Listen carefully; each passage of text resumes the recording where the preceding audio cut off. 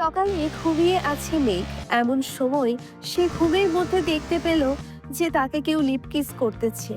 এটা দেখে মেঘও তাকে জড়িয়ে ধরে লিপ কিস করতেছে আর বলতেছে, আজকে পাইছি তোমাকে। আজকে তো তোমাকে ছাড়তেছি না জান। উম্মুয়া, উম্মুয়া, উম্মুয়া। এইভাবে কিছুক্ষণ যাওয়ার পর কে যেন মেঘের উপর পানি ঢেলে দিল। মেঘ ধরপড়িয়ে উঠে পড়ল বিছানা থেকে। আশেপাশে তাকিয়ে দেখে তার ছোট বোন দাঁড়িয়ে আছে। তাকে দেখে বলতে লাগলো, কিরে, তুই আমার গায়ে পানি ঢেলে দিলি কেন? তোকে তো আজকে আমি মেরেই ফেলবো। এমনিতেই শীত পড়েছে, আবার তুই আমার উপর ঠান্ডা পানি ঢেলে দিয়েছিস, তাই না? ঢালবো না তো কি করব? বিছানার দিকে একবার তাকিয়ে দেখো তো। তুমি কি অবস্থা করেছো বিছানাটার, হ্যাঁ? প্রতিদিন একটা একটা করে বালিশ ছেড়ো, আর আম্মু আমাকে দিয়ে পরিষ্কার করায়। সরি রে, আসলে আজকে সেই সুন্দর একটা স্বপ্ন দেখছিলাম। জানিস, মেয়েটা দেখতে পরীর মতো সুন্দর, ঠোঁট দুইটা গোলাপি গোলাপি। উফ, কি জোস লাগছিল জানিস।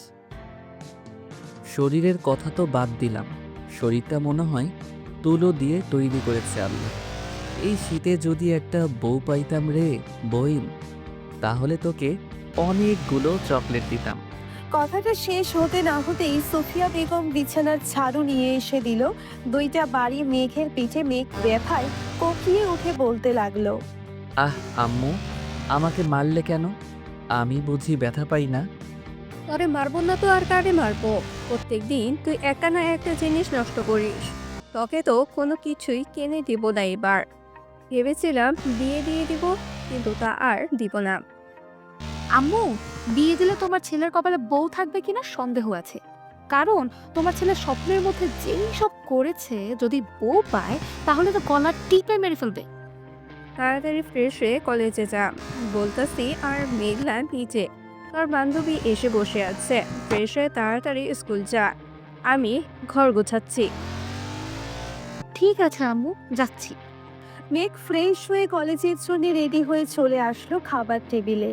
মেঘ খেয়াল করে নাই যে মেঘলার বান্ধবী সোফায় বসে বসে টিভি দেখতেছে। মেঘ খাওয়া দাওয়া করে তার বাইক নিয়ে সোজা চলে গেল কলেজ মাঠে। এইদিকে মেঘলাও রেডি হয়ে খাওয়া দাওয়া করে তার বান্ধবীকে নিয়ে বেরিয়ে গেল স্কুলের উদ্দেশ্যে। কিছু দূর যাওয়ার পর মেঘলার বান্ধবী বলতে লাগলো, আচ্ছা মেঘলা, ওইটা কি তোর ভাই ছিল নাকি? আর বলিস না, প্রতিদিন একটা না একটা কিছু করবেই। আজকে কোলবালিশ ছিঁড়ে ফেলেছে। সেই নাকি তার স্বপ্নে দেখেছে যে তাকে কোনো এক সুন্দরী মেয়ে এসে লিপ কিস করছে। বাহ বাহ, সুন্দর স্বপ্ন তো দেখে তোর ভাই। তাকে বিয়ে করিয়ে দে। আর এক্ষুনি তো বিয়ে করিয়ে দেওয়ার সময়। আশেপাশের লোকেরা দেখিস না শীতের সময় বেশি বিয়ে করে। তাকে যদি বিয়ে দেই তাহলে মনে হয় না তার বউ এক সপ্তাহ আমাদের বাড়িতে থাকবে। আমাকে যে অত্যাচার করে, আবার তো সেটা তার বউ চুমু দিতে দিতে তাকে মেরেই ফেলবে। যাক, ভালোই হলো। আজকে মুডটা খারাপ ছিল, তোর কথা শুনে মুডটা একদম ঠিক হয়ে গেল। মেঘলা আর আফরিন চলে গেল ক্লাসে। এইদিকে মেঘ তার বন্ধুদের কাছে এসে ব্যাগটা ছুঁড়ে মারলো প্রান্তর বুকে আর বলতে লাগলো, জীবনটা মনে হয় স্বপ্ন দেখে দেখেই পার করে দিতে হবে। বিয়ের বয়স তো হয়েছে, আমার আম্মু আব্বু বিয়ে দেয় না কেন আমাকে বলতো? তোকে আবার বিয়ে দিবে তোর আম্মু আব্বু? তুই প্রতিদিন যা শোনাস আমাদের, আমার মতো মনে হয় না তুই এক সপ্তাহ ঘরে বউ রাখতে পারবি। তোর এই অত্যাচারে তোর বউ এমনিতেই পালিয়ে যাবে। আরে ইমতিয়াজ, শোন আমার কথা। বল। আগে দেখ না, মেঘ কি স্বপ্ন দেখেছে। এরপর না হয় তাকে সুন্দরী মেয়ের ঠিকানা দিব। ঠিক বলেছিস ইমতিয়াজ। মেঘ শুরু কর তোর প্রতিদিন রুটিন। তাহলে শোন, কি দেখেছি আজকে। আজকে সেই সুন্দর একটা স্বপ্ন দেখেছি। জানিস, মেয়েটা দেখতে পরীর মতো সুন্দর, ঠোঁট দুইটা গোলাপি গোলাপি। উফ, কি জোস লাগছিল জানিস। কোমরটা কি বলবো, নায়িকা অপসরী মতো সুন্দর কোমর। আর কি কি দেখেছিস বল বল। দাঁত দেখিস নাই? দোষ শালা, এত দিকে খেয়াল ছিল নাকি আমার? আমি তো শুধু মেয়েটার ঠোঁটে কিস করছিলাম। যেই তার জামাটা খুলতে যাবে অমনি শেষ। বাকিটা আমি বলে দেই। তোর বোন মেঘলা এক বালতি পানি তোর উপরে ঢেলে দিয়েছে, তাই না? একদম ঠিক বলেছিস, কিন্তু আমার বোন যে আমার উপর পানি ঢাললো, এটা তুই জানলি কি করে? স্বাভাবিক বিষয়। তুই যদি নিজেই খাওয়ার সময় আমাদের ফোন দিয়ে এটা বল দিস, তাহলে কি আমরা জানবো না? আমি ফোন দিয়েছিলাম নাকি তোদের? হুম, দিয়েছিলি। এখন তবে একটা সুন্দরী মেয়ের ঠিকানা দেই। আজকেই এই কলেজে ভর্তি হয়েছে। তুই যাকে নিয়ে প্রতিদিন সুন্দর স্বপ্ন দেখিস, এটাই হয়তো সেই মেয়ে। তাহলে দেরি করতেছিস, করেন এখনই দে, আমি তাড়াতাড়ি গিয়ে প্রপোজ করে আসি, পরে না হয় চুমু দিব লাইনে আসলে। ওই যে একটা মেয়ে দেখতেছিস না, একা দাঁড়িয়ে আছে বোরকা পরে, ওইটাই তো সুন্দরী পরী। তাড়াতাড়ি যা গিয়ে প্রপোজ করে দে, তা না হলে কিন্তু পরে দেখিস পাখি উড়াল দিবে। এখনই যাইতেছি, তোরা ভিডিও করে রাখ। ইমতিয়াজ তার ব্যাগ থেকে একটা ফুল বের করে দিল মেঘকে। এইদিকে মেঘ ফুলটা হাতে নিয়ে স্টাইল করে হাঁটতে হাঁটতে চলে গেল ওই মেয়েটার কাছে। আশেপাশে তাকিয়ে দেখে কেউ নেই, তাই মেঘ হাঁটু গেড়ে বসে প্রপোজ করতে লাগলো। আমি জানি না তুমি কোন রাজ্যের রাজকুমারী, আমি জানি না তোমার পরিচয়। আমি তোমাকে প্রতিদিন স্বপ্নে দেখি, তোমার ঠোঁটে কিস করি।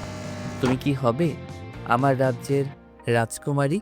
তুমি কি হবে আমার মনের রাজকন্যা? আমি তোমাকে সুখে রাখবো। I love you. এটা বলে মেঘ চোখ খুলতেই দেখতে পেল একটা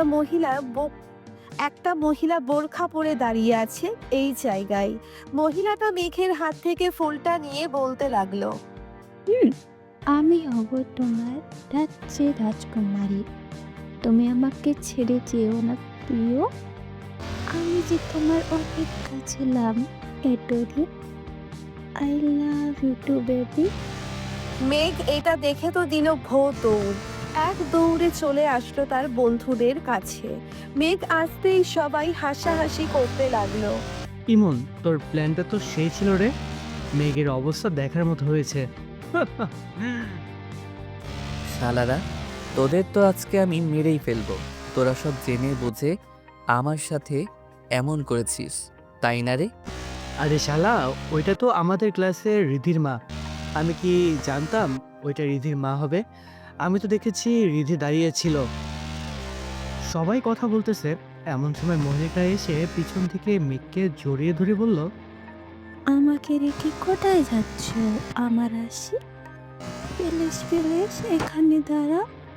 আশিক, আমি যে তোমাকে খুব ভালোবাসি আশিক। আম্মু গো, আমি আর বিয়ের কথা বলবো না গো, আমাকে বাঁচাও তোমরা কেউ এসে। শালা, তুই এবার তোর রাজকুমারীকে নিয়ে বাসর কর গিয়ে। আন্টি, আপনি ওর সাথে যান, আপনাকে মানাইছে আমার বন্ধুর সাথে। আপনি যে এই বয়সে এত স্মার্ট ছেলের প্রপোজ পাবেন ভাবতেই পারি নাই। যা দুষ্টু ছেলে, আমাকে আন্টি ডাকছো কেন? আমাকে ভাবি ডাকবে ভাবি। চলো আমরা আসি, তোমাকে নিয়ে ঘুরে আসি সাত সমুদ্র তীর নদী। মহিলার কথা শুনে মেঘ তো কান্না করে দেওয়ার মতো অবস্থা। কোনো রকম তার বাইকটা স্টাডি দিয়ে ওইখান থেকে কেটে পড়লো। মেঘ আর এইদিকে হাসাহাসি করতেছে সবাই। যাক, আজকে একটু বেশি মজা পেলাম। চাচি, এই ছেলেটা একটু বউ পাগল তো, তাই আর কি আপনার সাথে এমন করেছে। কিছু মনে করবেন না, আপনাকে তার মা ভেবে এটা বলেছে। ও আচ্ছা, আমি যে ভাবছিলাম আমাকে তোমার গার্লফ্রেন্ড ভেবেছে। কালকে আমার আশিক এর জন্য আবার আসবো।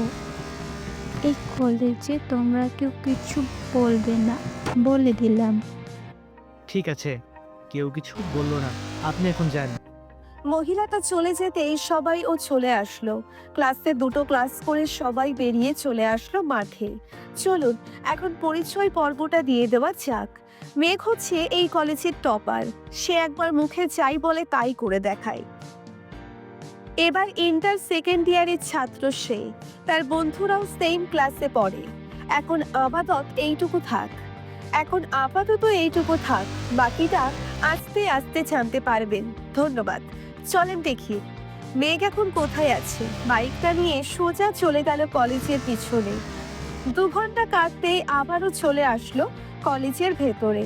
এসে দেখে তার বন্ধুরা গাছ তলায় বসে আছে। তাদের কাছে গিয়ে জিজ্ঞেস করতে লাগলো, কিরে, মহিলাটা চলে গেছে নাকি? যায় নাই তো, তোর জন্য অপেক্ষা করতেছে। হয়তো লেকের পারে, তুই গিয়ে দেখা করে আয়। শালারা, তোরা সব জেনে বুঝে এই কাজ করেছিস, তাই না রে? তোর শালা, আমরা কি জানতাম ওইটা রীতির আম্মু হবে? আমরা জানলে তো তোকে কখনোই পাঠাতাম না। এখন এক কাজ কর, ক্লাস তো করবি না, চল কোথা থেকে ঘুরে আসি। ঠিক আছে, চল তাহলে যাই। সবাই সবার বাইক নিয়ে চলে গেল নদীর পাড়ে। দুপুর 1টা বাজতেছে, সূর্যটাও উঠেছে। এখন সবাই নদীর পাড়ে বসে আড্ডা দিতেছে। এমন সময় ইমন বলতে লাগলো, মেঘ, সবাই কিছু কিছু করে টাকা দে, একটা বাংলা মত নিয়ে আসি। আমি এসবে নাই। আমার আব্বু একবার জানতে পারলে আমাকে মেরেই ফেলবে। বাংলা মদ না এনে তাড়াতাড়ি আমার মনের মতো একটা মেয়ে বের কর, তাহলে এই শীতে আমার বিয়েটাও খেতে পারবি। তা তো পারবো, কিন্তু তোর মনের মতো মেয়ে খুঁজে পাবো কি করে? আমাদের একবার বলতো তোর মনের মতো মেয়ে কিরকম হবে। আমার মনের মতো মেয়ে হবে চিকন, ঠোঁট দুটো গোলাপি গোলাপি, যাতে দেখলেই কামড় দিয়ে নিয়ে আসতে মন চায়। আর আমার থেকে একটু খাটো হলেই চলবে, দেখতে কিন্তু সুন্দরী হতে হবে। শালারা দেখতে তো সুন্দরী হবে, তুই যা যা বলেছিস তাদের মধ্যে ছাড়া এইসব অন্য কারো মধ্যে থাকবে না, তাই না? চল, খুব ক্ষুধা লাগছে, একটা রেস্টুরেন্ট থেকে কিছু খেয়ে আসি। চল, আজকে মতিন মামার কালাভুনা দিয়ে খেয়ে আসি। শুনেছি কালাভুনাটা সেইভাবে রান্না হয়। চল। সবাই চলে গেল মতিন রহমানের দোকানে। গরুর মাংসের কালো ভুনা দিয়ে সবাই খাবার খেয়ে চলে আসলো বাড়িতে। সন্ধ্যা 7টা, সবাই বসে আছে চায়ের দোকানে। চা খাওয়া শেষ। মেঘ সবার কাছ থেকে বিদায় নিয়ে চলে আসলো বাড়িতে। রাত 9টায় খাবার টেবিলে বসে আছে মেঘ। এমন সময় তার আপু এসে টেবিলে বসতে বসতে বলতে লাগলো, কে রে মেঘ, এইসব কি শুনতেছিস? তুই নাকি প্রতিদিন একটা করে বালিশ ছিঁড়ে ফেলে দিস, এটা কি সত্যি কথা না? আরে না আব্বু, আমি তোমার ছেলে, আমি কি এসব করতে পারি বলো? সব মিথ্যা কথা বলতেছে আম্মু আর আপু। হ্যাঁ, সে আর কিছু বলতে হবে না, তোর স্বভাব চরিত্র আমার ভালো করেই জানা আছে। এখন যা বলি শোন, কালকে আমার অফিসে যাবি, আমি নতুন প্রজেক্টের কাজ করছি, ওইটাতে আমাকে হেল্প করবি। যদি ঠিক মতো করতে পারিস তাহলে তোর বিয়ে নিয়ে চিন্তা করবো আমি। ঠিক আছে আব্বু, আমি রাজি আছি, তোমার আগেই আমি অফিসে পৌঁছে যাব। মেঘ খাওয়া দাওয়া শেষ করে তাড়াতাড়ি ঘুমিয়ে গেল। এইদিকে সাইফুল চৌধুরী মেঘলাকে উদ্দেশ্য করে বলতে লাগলো, মেঘলা আফরিন তো তোর বান্ধবী তাই না?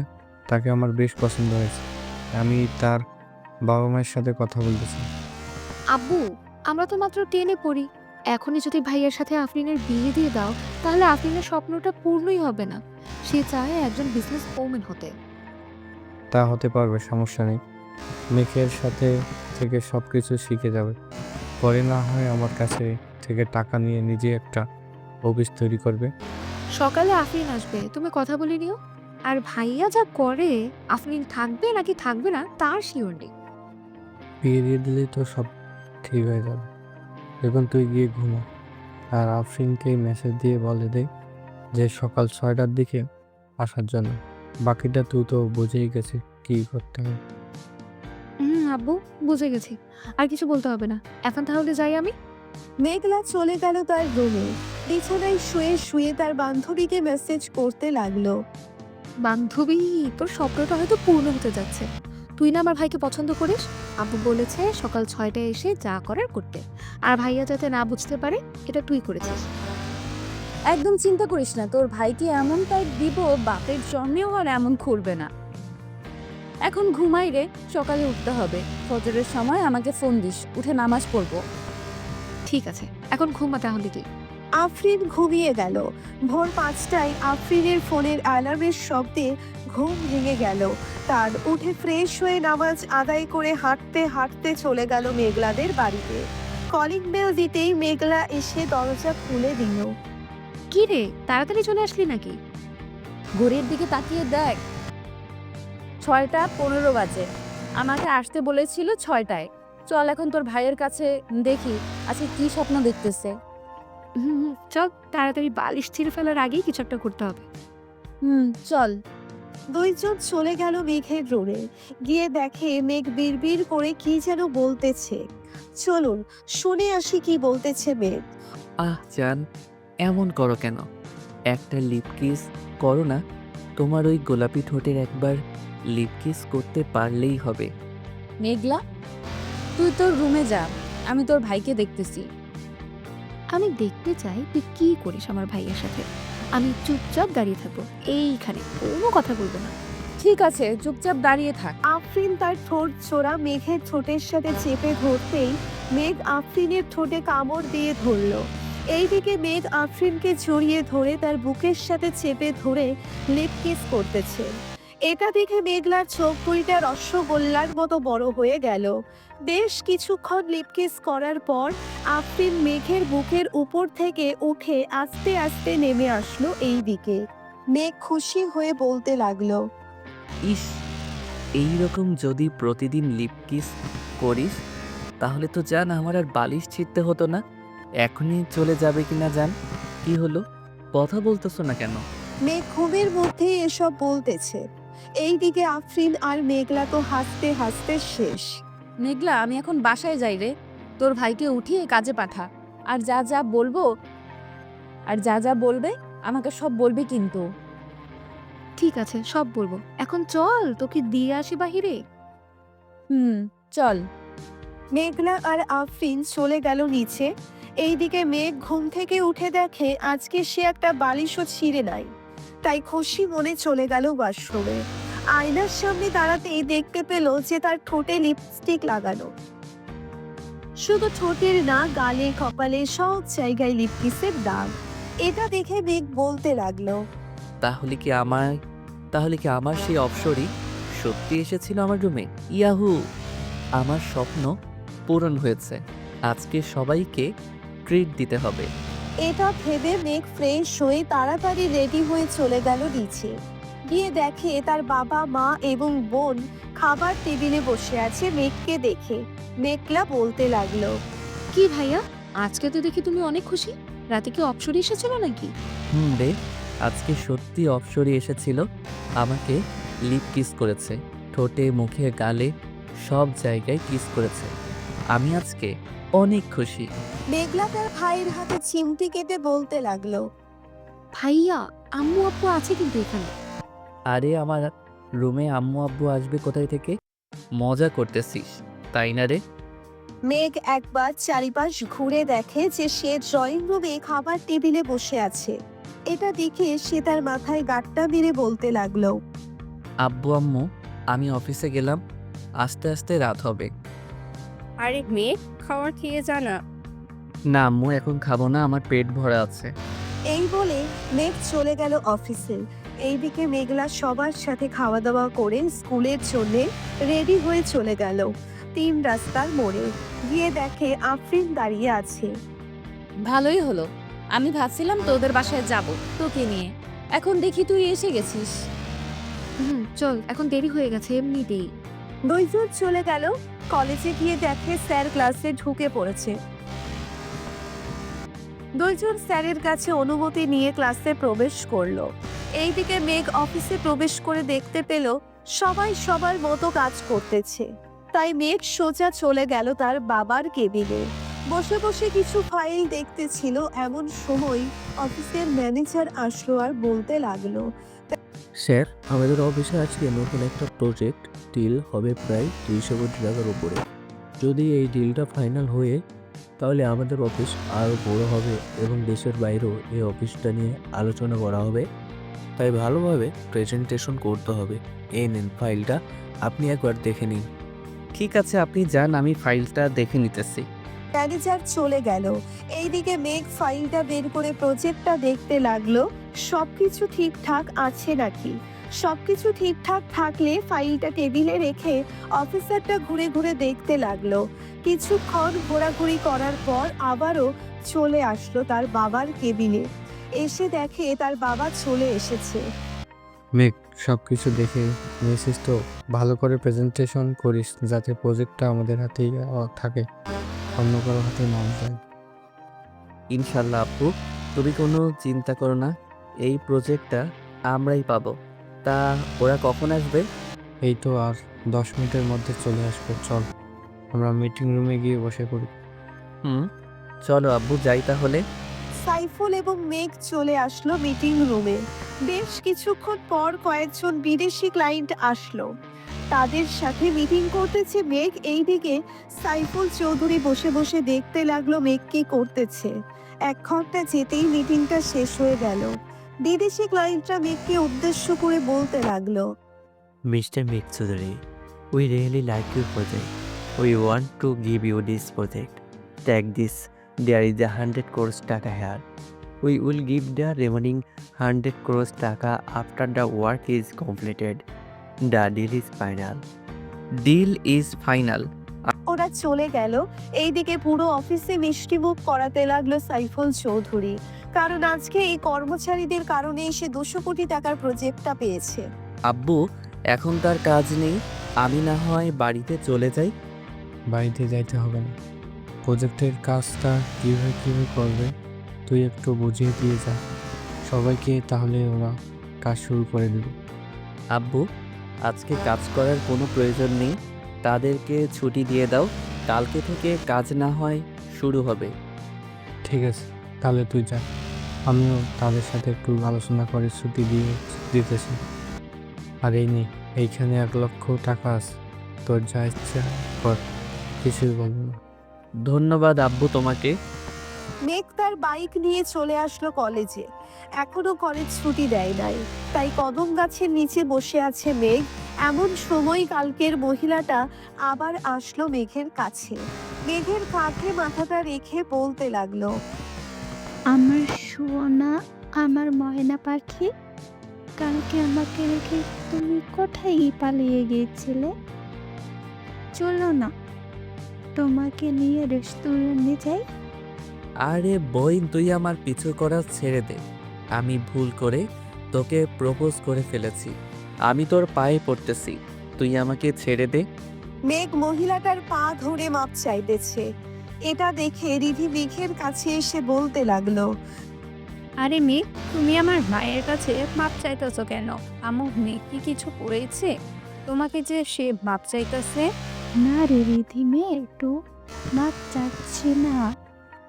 আমি আসার সময় মাঠে পড়ে গিয়েছিলাম, মেঘ আমাকে এনে এখানে বসিয়েছে আর দেখছে আমার পায়ে কিছু হয়েছে কি না। ধন্যবাদ মেঘ, আমার মাকে দেখে রাখার জন্য। আম্মু চলো বাড়িতে চলে যাই, আর হয়তো ক্লাস হবে না। তুই গাড়িটা বের কর, আমি মেঘের সাথে কথা বলে আসছি। ঠিক আছে আম্মু। রিধি চলে যেতেই মহিলাটা মেঘকে উদ্দেশ্য করে বলতে লাগলো, আমার জান পাখি, রাগ করছো? আমার ওলে রাগ করে না, তুইটা তো আমার মেয়ে, তুমি তো আমাকে ভালোবাসো, তাই না জান পাখি? তোমার মেয়েকেও একটু ভাবে ভালোবাসো।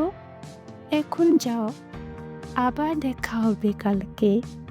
মহিলাটা চলে গেল। এইদিকে মেঘ রাগে সাপের মতো ফোঁসফোঁস করতেছে আর বলতেছে, শালার বন্ধু বান্ধব পাইছি, এখন তো তারাও দেখি আমাকে বাস দেয়, দিতে থাক দিতে থাক। আমি আমার অপসরীকে পেয়ে গেছি, আজকে আমাকে কিসও করেছে, আমি এতেই খুশি। শালা, তোকে তোর অপসরে কিস করে নাই, তোকে কিস করেছে ইঁদুর। শালারা সত্যি আজকে আমার অপসরী কিস করেছে আমাকে, তা না হলে আমি কি আর এইখানে থাকি? চল, আজকে ট্রিট দিব। আজকে আমাদের বলবি না তোর অপসরে কি কি করেছে তোর সাথে? হুম, বলবো তো, আগে রেস্টুরেন্টে চল, এরপর না হয় আমি সব বলবো তোকে। আজকে 2টা সুখবর আছে। তাহলে তো যেতেই হয়, তবে বিল কি তুই আমাদের হাতে ধরিয়ে দিবি নাকি আবার? না, যে আজকে আব্বু আমাকে 1 লক্ষ টাকা দিয়েছে, এই দেখ, বলেছে যা ইচ্ছা তাই করার জন্য। তোকে একটা ভালো কাজ দিই, করতে পারবি তুই? ভালো কাজ আবার করতে পারবো না কেন? বল কি করতে হবে? আমাদের এলাকায় এতিমখানা আছে, ওইখানে প্রায় সব শিশু এতিম। তুই একটা গরু কিনে আন, 60,000 থেকে 70,000 দিয়ে ভালো একটা গরু আনা যাবে। বাকি যে টাকা থাকবে ওইটা আর আমরা কিছু দিয়ে না হয় এতিম বাচ্চাদের বিরিয়ানি করে খাওয়াবো। এখন তো শীত, তাদের জন্য না হয় একটা বড় বেড বানিয়ে নিয়ে আসি। কি বলিস তোরা? তা ঠিক বলেছিস, আগে চল গরু কিনে আনি। আমরা তো সবসময় ভালো ভালো খাবার খাই, একদিন না হয় তাদেরকে খাওয়ালাম। চল তাহলে বাইকগুলো যার যার বাড়িতে রেখে আসি। বাড়িতে রাখতে হবে না, বাজারের এক সাইডে পার্কে রাখলেই চলবে। চল এখন যাই। সবাই বাইক নিয়ে চলে গেল বাজারে। বড় দেখে একটা গরু কিনে নিল 90,000 টাকা দিয়ে। গরুটা হাঁটতে হাঁটতে নিয়ে চলে আসলো মেঘদের বাসায়। গরুটা হাঁটাতে হাঁটাতে নিয়ে চলে আসলো মেঘদের বাসায়। তাদের বাড়িতে গরু দেখে তার মা বলতে লাগলো, কি যে মেঘ, তুই কি এখন গরু লালন পালন করবি নাকি? না আম্মু, এটা এতিমখানার জন্য নিয়ে এসেছি। আজকে বড় একটা প্রজেক্ট পেয়েছি আব্বু, তাই আমাকে 1 লক্ষ টাকা দিয়েছিল। ওইটা দিয়েই আর কি ভাবতেছি এতিমখানা শিশুদের বিরিয়ানি করে খাওয়াবো। ভালো করেছিস, আমি না হয় কিছু টাকা দিব নে, ওই টাকাগুলো দিয়ে না হয় বাচ্চাদের জন্য কিছু কিনে আনিস। ঠিক আছে আম্মু, আমি এখন বাজারে যাব। আজকে রাতের মধ্যেই সব কিছু রেডি করে ফেলবো।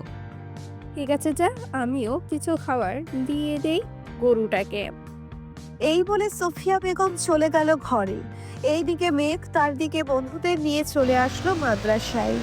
মেঘকে দেখে হুজুর খুশি হয়ে গেল, কারণ মেঘ প্রতি মাসে বাচ্চাদের জন্য কিছু না কিছু দেয়।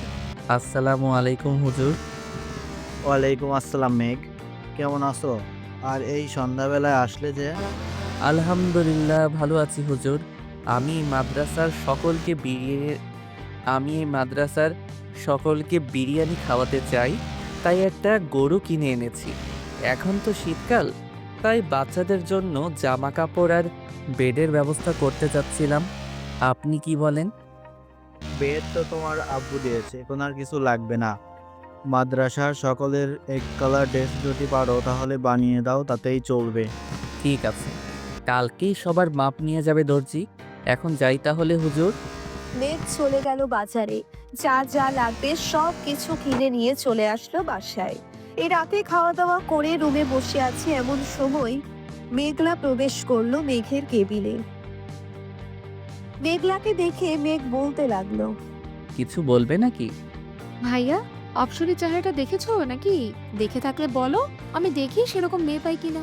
তার মুখ তো আমি দেখি নাই, তবে আমি আন্দাজ করতে পারতেছি যে তার ডান গালে ছোট্ট একটা তিল আছে আর ঠোঁটের নিচে ছোট্ট একটা তিল আছে। ইয়াহু, তার মানে আমি পেয়ে গেছি তোমার অপসরীকে। আর চিন্তার কোনো কারণ নেই, তুমি নিশ্চিন্তে থাকতে পারো। তোমার অপসরী তোমার কাছেই আছে, সে প্রতিদিন আসবে, এটা বলে দিলাম কিন্তু। তাহলে তো ভালোই হলো। অপসরীর ঠোঁটজোড়া অনেক মিষ্টি রে, যা বলে বোঝাতে পারবো না। আচ্ছা, তো তুমি মাদ্রাসার জন্য বিরিয়ানি কবে তৈরি করবে? কালকে তো শুক্রবার, কালকেই করবে নাকি? হ্যাঁ, কালকে করব, কেন কোনো সমস্যা নাকি? না, কোনো সমস্যা নেই। এখন আমি ঘুমোতে যাই, গরু জবাই করার সময় আমাকে ডাক দিও। মেঘলা চলে গেল তার কেবিনে, গিয়ে ঘুমিয়ে পড়লো। এই রাত প্রায় 3টে, এমন সময় কলিং বেল বেজে উঠলো। এত রাতে বেল বাজতে দেখে সাইফুল তার স্ত্রীকে উদ্দেশ্য করে বলতে লাগলো, কি ব্যাপার, এত রাতে কি এসেছে আমাদের বাড়িতে? আমিও তো জানি না কে এসেছে, চলো তো নিচে গিয়ে দেখি। কি ব্যাপার, তোমরা এত রাতে এখানে এসেছো যে? আঙ্কেল, মেঘ আমাদের আসতে বলেছে, তাই তো এসেছে। কিরে মেঘ, এত রাতে ওদের আসতে বললি কেন? কোন দরকার আছে নাকি? আব্বু, গরুটা এখনই জবাই করব, তাই ওদের ডেকে এনেছি। এই তোরা যা, গিয়ে ফ্রেশ হয়ে নে, আমি বাইকটা নিয়ে হুজুরকে ডেকে আনতেছি। তাদের আর যেতে হবে না, এখনো আমি উঠে গেছি, আমি যাইতেছি। তুই এক কাজ কর, গরুটা যেইখানে জবাই করবি ওইখানে জায়গাটা পরিষ্কার করে নে। ঠিক আছে আব্বু। সবাই সবার কাজে লেগে পড়লো। এইদিকে মেঘলাও ঘুম থেকে উঠে গেছে। মেঘের সাথে মেঘলাও কাজ করতেছে। এটা দেখে সুফিয়া বেগম বলতে লাগলো, মেঘলা, তুই গিয়ে ঘুমা, শীত পড়েছে, অনেক বাতাস, এর জন্য থাকতে হবে না। আমার কিছুই হবে না আম্মু, তোমরা কাজ করো, আমি তোমাদের জন্য চা আর কফি বানিয়ে নিয়ে আসছি। ঠিক আছে, যা তাহলে।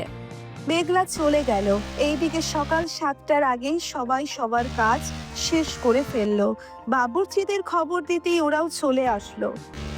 বাবা, এখানে তো মনে হচ্ছে 4 মণের উপরে গোস্ত আছে। এখন পুরোটাই রান্না করব নাকি রেখে দেব কিছুটা? আপনার অনুমান করে পুরোটাই বিরিয়ানি করে ফেলেন। ঠিক আছে বাবা। 12টার মধ্যে সকল রান্না শেষ করে ফেললো। এইদিকে বাড়ির মহিলারা প্যাকেট করতেছে সকল খাবার, যাতে প্রত্যেক বাড়িতে 2-3টে করে দেওয়া যায়। নামাজ শেষ করেই সবাইকে শখ দিয়ে দিল। এইদিকে মেঘ খাবার খেয়ে তার বন্ধুদের সাথে কিছুক্ষণ আড্ডা দিয়ে চলে গেল তার রুমে। বিছানায় শুয়ে পড়তেই তার ঘুম চলে আসলো। এইদিকে আফরিন বসে আছে মেঘলার রুমে। মেঘলা, আমি তোর ভাইয়ার রুমে চাইতেছি, কেউ যদি জিজ্ঞাসা করে তাহলে বলবি তোর রুমে ঘুমাচ্ছি। এখন ভাইয়ার রুমে গিয়ে কি করবি তুই? ভাইয়া তো ঘুমোচ্ছে মনে হচ্ছে।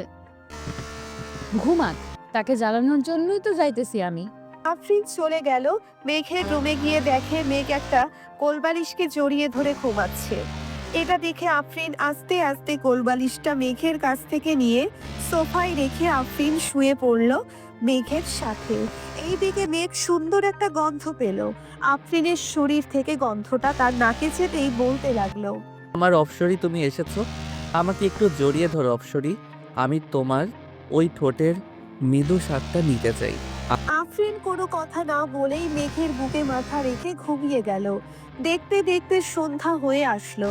আজানের শব্দ কানে আসতেই আফরিনের ঘুম ভেঙে গেল। মেঘের বুকের উপর থেকে উঠে আস্তে আস্তে রুম থেকে বের হয়ে চলে গেল মেঘলার রুমে। গিয়ে দেখে মেঘলা নামাজে দাঁড়িয়ে গেছে। এটা দেখে আফরিনও ফ্রেশ হয়ে অজু করে মেঘলার সাথে নামাজ আদায় করে নিল। রাতে সবাই খাবার টেবিলে খাবার খাচ্ছে। এমন সময় আফরিন খাবার টেবিলে এসে বসতেই মেঘ আফরিনের দিকে তাকিয়ে বলতে লাগলো, আম্মু, এটাই তো আমার স্বপ্নের অপসরি। আমি এই মেয়েকেই বিয়ে করতে চাই। কানে নিচে মারবো দুটো। এত পিচ্ছি মেয়েকে তুই বিয়ে করলে তোকে পুলিশ ধরবে। ধরলে ধরবে, আমি আমার অপসরিকে হারাতে চাই না। আমাকে 1 মাসের মধ্যে এই মেয়ের সাথে বিয়ে দিবে, তা না হলে কিন্তু আমি এই বাড়ি ছেড়ে চলে যাব। তুই বাড়ি ছেড়ে চলে গেলে কারো কিছু যাই আসুন, এবং চুপচাপ খাওয়া দাওয়া করে ঘুমাতে যা। ঠিক আছে আব্বু, যাইতেছি। মেঘ খাওয়া দাওয়া করে চলে গেল তার রুমে। বিছানায় শুয়ে আছে এমন সময় তার ফোনটা বেজে উঠলো। তাকিয়ে দেখে ইমন ফোন দিয়েছে। কলটা রিসিভ করতেই ওই পাশ থেকে বলতে লাগলো, কিরে, তোর অপসরীকে তো তোর বাড়িতে দিয়ে আসলাম, এখন না হয় বাইরে একটু আড্ডা দিই। ঘরের ভিতরে মেয়ে মানুষের মতো বসে থাকলে চলবে নাকি? ধন্যবাদ দোস্ত, আমার অপসরিকে আমার কাছে দেওয়ার জন্য। এর জন্যই তো বলি আজকে আমার বুক এত ভারী ভারী লাগছিল কেন। মনে হয় আমার অপসরি আমার বুকের উপর ঘুমিয়েছিল। দেখ, তোর ফোনে পিক পাঠাইছি, যখন তোরা দুইজন দুইজনকে জড়িয়ে ধরে ঘুমোচ্ছিলে। শালারা, তোর আর ভালো হলি না, এইটাও পিক তুলতে হলো তোদের। আমরা তো আগে থেকেই ভালো ছিলাম, তুই আবার কোন ভালোর কথা বলছিস? থাক, তোরা আসতেছি আমি। মেঘ ফোনটা কেটে দিয়ে নিচে চলে আসলো। বাইকের চাবিটা নিয়ে সোজা চলে গেল 3 রাস্তার মোড়ে, কারণ ওইখানেই সবাই আড্ডা দেয়। মেঘ যেতেই ইমতিয়াজ বলতে লাগলো, ঘরে বউ পাইয়া আমাদের ভুলে গেছিস তাই না রে? আরে সালা, আমি তো এখনো বিয়েই করতে পারি নাই তাকে, আর তুই বলেছিস যে বউ পাইয়া তোদের ভুলে গেছি। আর একটা কথা, আমি তো আমার অপসরিকে দেখি নাই, তোরা দেখেছিস নাকি? আমরা দেখব কিভাবে, আমরা তো খুঁজে বের করে তোকে দিয়ে দিছি। তুই দেখে নিস তোর অপসরিকে। এখন চা খাও আমাদের। সবাই চা খেয়ে রাত 10টা পর্যন্ত আড্ডা দিয়ে চলে আসলো বাসায়। এইদিকে আফরিন বসে আছে মেঘলার রুমে। দুইজনে বসে বসে তাদের স্কুলে যে লেখাগুলো দিয়েছে সেই লেখাগুলো লিখতেছে। এটা দেখে মেঘ চলে গেল মেঘলার রুমে। গিয়ে দেখে তার অপসরী মাথায় ওড়না দিয়ে লিখতেছে, কিন্তু তার মুখ দেখা যাচ্ছে না চুলের জন্য। এটা দেখে মেঘ বলতে লাগলো, এই যে মিস অপসরি, চুলগুলো একটু সরান্ত, দেখি আপনাকে মন ভরে। ভাইয়া আর একবার যদি ডিস্টার্ব করো তাহলে কিন্তু আমি আম্মুকে ডাক দিতে বাধ্য হব। আর ডাকতে হবে না, আমি চলে যাইতেছি। মিস অপসরি, লেখা শেষ হলে আমার রুমে আইসেন, দুইজন বসে গল্প করব। আম্মু! আরে যাইতেছি তো, এইভাবে ডাকতে হবে নাকি? তাড়াতাড়ি তোর রুমে যা, না হলে কিন্তু তোর অপসরীকে আবার তার বাড়িতে পাঠিয়ে দেবো, তখন আর দেখতে পারবি না। পাঠানোর দরকার নেই, আমি আসবো না এই রুমে। এই বলে মেঘ চলে গেল তার রুমে। বিছানায় শুয়ে শুয়ে গেম খেলতেছে আর বলতেছে, আমার অপসরীকে আমার কাছ থেকে কেড়ে নিবে ওরা, তা কি করে হয়? আমি কখনোই হতে দিব না। আমার অপসরীকে আমার করেই ছাড়বো। এই সব বলতেছে মেঘ আর গেম খেলতেছে। রাত প্রায় 3টে। আফরিন মেঘের রুমে এসে দেখে মেঘ এখনো শুয়ে শুয়ে ফোন টিপতেছে। মেঘ দরজার দিকে তাকাতেই দেখতে পেল তার অপসরীকে। অপসরী, তুমি এসেছো? ভিতরে আসো। বাহিরে দাঁড়িয়ে আছো কেন? তুমি এত রাত অবধি ফোন টেপো কেন? তাড়াতাড়ি ঘুমাও, না হলে কিন্তু আমি চলে যাবো এই বাড়ি থেকে। কোথায় যাইতে হবে না তোমার। অপসরী, তুমি এই বাড়িতেই থাকো, আমি এখনই ঘুমাচ্ছি। এই তো লক্ষ্মী ছেলের মতো কথা বললে তুমি। এখন তাহলে আমি গেলাম মেঘলার রুমে, আমি আবার আসবো একটু পর। যদি এসে দেখি তুমি না ঘুমাইছো তাহলে সকাল হলেই আমি চলে যাব। আফরিন চলে গেল মেঘলার রুমে। এইদিকে মেঘ ফোনটা রেখে ঘুমিয়ে গেল। প্রায় 30 মিনিট পর আফরিন আবার আসলো মেঘের রুমে। এসে দেখে মেঘ ঘুমিয়ে গেছে, তাই আফরিন দেরি না করে মেঘের বুকের উপরে শুয়ে পড়ল। এইদিকে মেঘ তার অপসরীকে জড়িয়ে ধরে বলতে লাগলো, আগে কখনোই এমন হয় নাই অপসরী, তুমি আমার জীবনে আসার পর থেকে সবকিছু পাল্টে গেছে। আমি তোমাকে নিয়ে বেঁচে থাকতে চাই অপসরী, আমি তোমাকে নিয়ে বেঁচে থাকতে চাই। মেঘের মুখে এমন কথা শুনে আফরিন আলতো করে মেঘের ঠোঁট কামড়ে ধরে চুষতে থাকে আর বলতে থাকে, আমিও যে তোমাকে প্রথম দেখাই ভালোবেসে ফেলেছি মেঘ। যেই দিন তোমার বুকে মাথা রেখে ঘুমিয়েছি ওই দিনের পর থেকে আমি একা ঘুমাইতে পারি না, সব সময় মন চায় তোমার বুকেই মাথা রেখে ঘুমাই। আফরিন মনে মনে এইসব বলতেছে আর মেঘের ঠোঁট জোড়া ললিপপের মতো চুষে চুষে খাচ্ছে। বেশ কিছুক্ষণ পর মেঘ ও আফরিনের ঠোঁট জোড়া চুষে খেতে লাগলো। ফজরের আজান কানে ভেসে আসতেই আফরিন মেঘের উপর থেকে উঠে যেতে যাবে, এমন সময় মেঘ আফরিনের হাত ধরে টান দিয়ে আবার বুকের সাথে চেপে ধরলো আর বলতে লাগলো, কোথায় যাচ্ছ এখন? আর একটু শুয়ে থাকো অপসরী। আজান দিতেছে, নামাজ পড়ব, আপনিও উঠে নামাজ পড়ে আসেন। ঠিক আছে যাও, আমিও যাচ্ছি। আফরিন চলে গেল মেঘলার রুমে।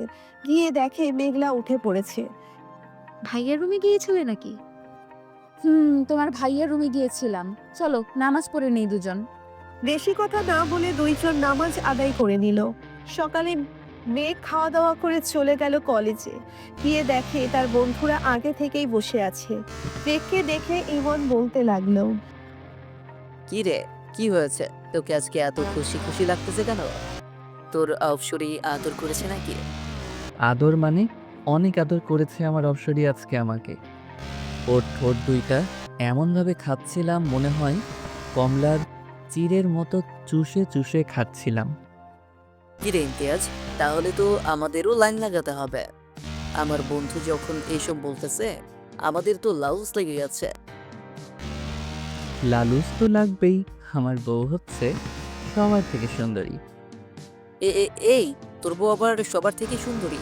ওই দেখ আসতেছে, তাড়াতাড়ি পালা গিয়ে, তা না হলে তোকে ধরে ফেলবে। মেঘ পিছনে ফিরতেই দেখতে পেল রিধির আম্মু আসতেছে, তাই মেঘ দৌড়ে চলে গেল ওয়াশরুমে। এইদিকে রিধির আম্মু সবার কাছে এসে বলতে লাগলো, কি ব্যাপার, আমার আশিককে না এখানে দেখলাম, সে কোথায় গেছে?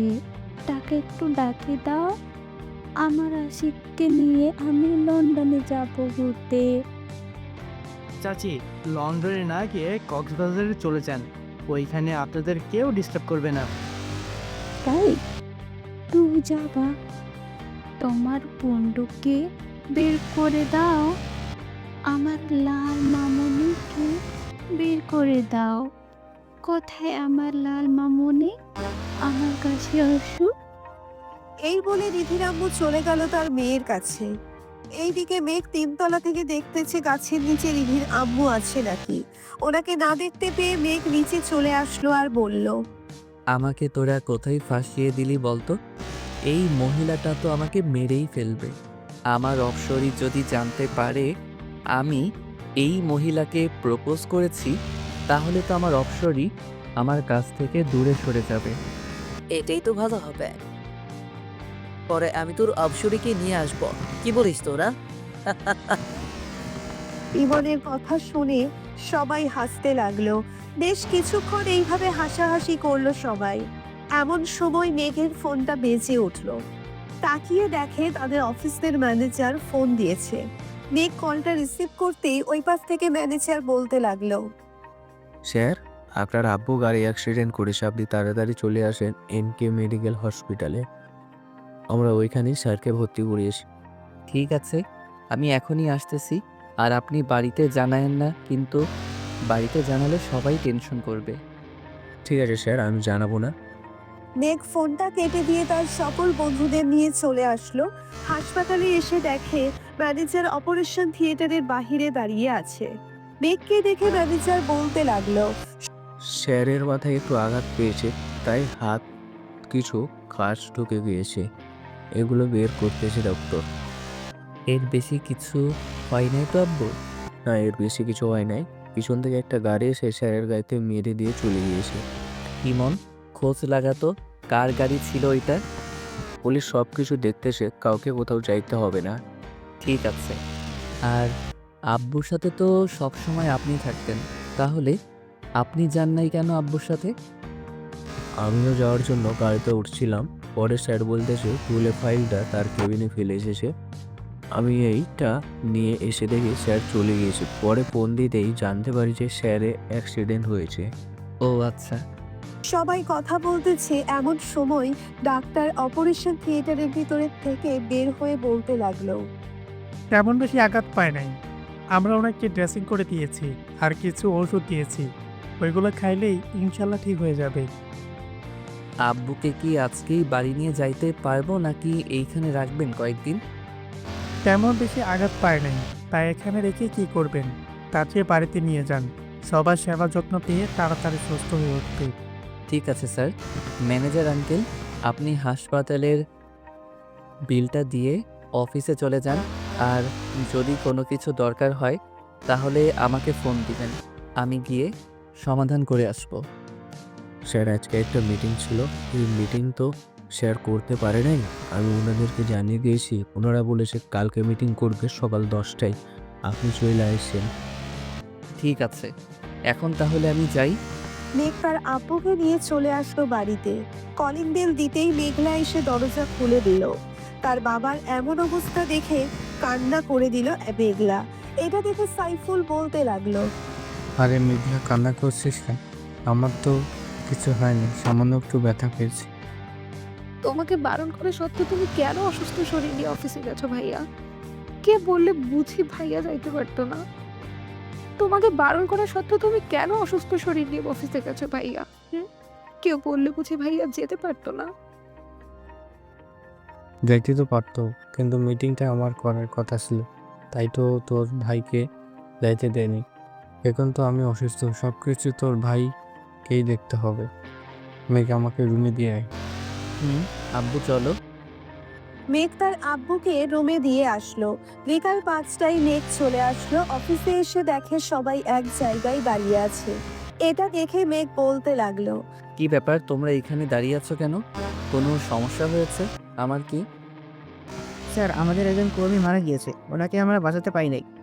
কিভাবে মারা গিয়েছে আর তোমরা কোথায় ছিলে সবাই? এতগুলো মানুষের মধ্যে থেকে একজন মানুষ মারা যায় কিভাবে? স্যার, আমরা আমাদের কাজ করছিলাম, পরে দেখতে পাই আব্দুল্লার শরীরে কারেন্টের শক লেগেছে। এটা দেখে আমরা সবাই তাকে ছাড়িয়ে অনেকক্ষণ মারার পর যখন ঠিক হচ্ছিল না, তখন আমরা তাকে হাসপাতালে নিয়ে যাই। ওইখানে ডাক্তার বলেছে রোগী মৃত। এখন ওনার পরিবার চলবে কি করে? আমাদের অফিসে কেন আছে? আমরা তার পরিবার চালাবো। তার বাড়িতে কে কে আছে কেউ জানলে আমাকে বলো।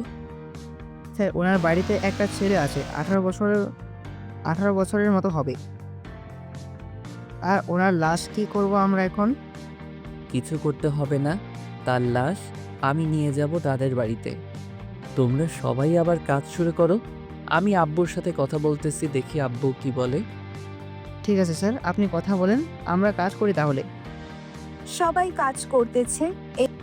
মেঘ তার বাবার সাথে কথা বলে ব্যাংক থেকে 3 লক্ষ টাকা তুলে নিয়ে চলে গেল ওই লোকটার বাড়িতে। লোকটার পুরো পরিবার কান্না করতেছে, এটা দেখে মেঘের চোখেও পানি চলে আসলো। টাকাগুলো লোকটার স্ত্রীর হাতে দিয়ে তাকে বলতে লাগলো, এইটা আমাদের অফিসের কার্ড। আপনার ছেলেকে কালকে অফিসে পাঠাবেন, ওর চাকরি হয়ে যাবে। ঠিক আছে স্যার, আর এই টাকাগুলো নিয়ে যান। আমাদের টাকা লাগবে না, আপনার বাবা আমাদেরকে অনেক কিছু দিয়েছে। এই টাকাগুলো আমার বাবাই আপনাদেরকে দিতে বলেছে, তাই তো আমি দিয়েছি। আর আপনার ছেলেকে কালকে পাঠিয়ে দিয়েন। এখন আমি যাই তাহলে। মেঘ চলে আসলো বাসায়। রাতে খাওয়া দাওয়া করে বসে আছে, এমন সময় আফরিন তার পাশে বসলো। আফরিনকে দেখে হাঁ হয়ে গেল মেঘ। এইদিকে আফরিন মেঘের এমন হাঁ করে তাকিয়ে থাকা দেখে বলতে লাগলো, এইভাবে যদি হা করে আমার দিকে তাকিয়ে থাকেন তাহলে তো আপনার মুখে হাতে ঢুকে যাবে। আফরিনের কথা শুনে মেঘ তার মুখটা বন্ধ করে ফেললো। সবাই বসে আছে, কথা বলতেছে। এমন সময় সাইফুল বলতে লাগলো, আফরিন, তোমাদের পরীক্ষা শেষ হবে কবে? আমাদের পরীক্ষা তো সামনের মাসে শুরু হবে, শেষ হবে এর পরের মাসে। হঠাৎ এই কথা জিজ্ঞেস করলেন যে? আমার ছেলের অবস্থা তো দিন দিন খারাপ হয়ে যাচ্ছে, তাই তোমাদের পরীক্ষার পর 2 পরিবার মিলে বিয়ে দিয়ে দেবো। ও আচ্ছা, মেঘলা চলো আমরা ঘরে যাই, আমাদের পড়া আছে। চলো। মেঘ, আমি তো অফিসে যাইতে পারবো না। এখন থেকে তোকে অফিস দেখাশোনা করতে হবে। কলেজে তো যার সাথে আসিস, কলেজে না গেলে চল কিছুদিন। আমি সুস্থ হলে এরপর না হয় কলেজ যাস। ঠিক আছে আব্বু, তোমরা থাকো তাহলে। আমি ঘুমাতে গেলাম।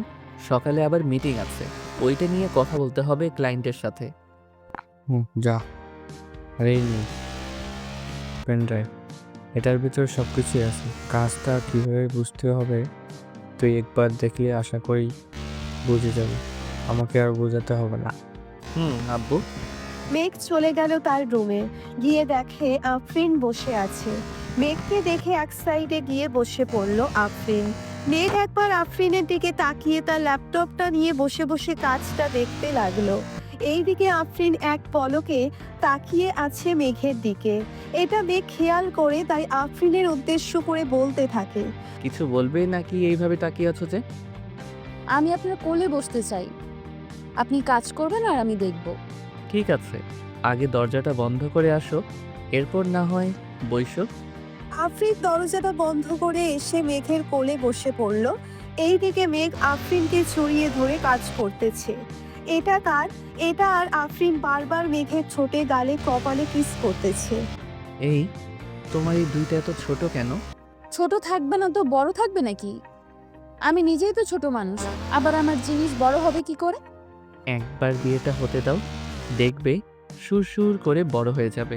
যা দুষ্টু কোথাকার, আমার বুঝি লজ্জা করে না এসব শুনে? ওরে আমার লজ্জাপতি রে, যখন আমি ধরবো তখন লজ্জা করবে না বুঝি? জানি না, তুমি থাকো, আমি গেলাম মেঘলার রুমে। এইখানে চুপচাপ বসে থাকো, কোনো কথা বলবে না। আচ্ছা। আফরিন আর কোনো কথা বলল না। মেঘ তার কাজ শেষ করে আফরিনকে নিয়ে শুয়ে পড়ল। আফরিনের পেটে সুরসুরি দিতেই আফরিন লাফ দিয়ে উঠে পড়ল আর বলতে লাগলো, তোমার সাথে থাকা যাবে না, তুমি অনেক দুষ্টুমি করো, আমি গেলাম। আর দুষ্টুমি করবো না, এখন তো শুয়ে থাকো। আর দুষ্টুমি করবে না বলে দিলাম। মেঘ আফরিনকে জড়িয়ে ধরে ঘুমিয়ে গেল।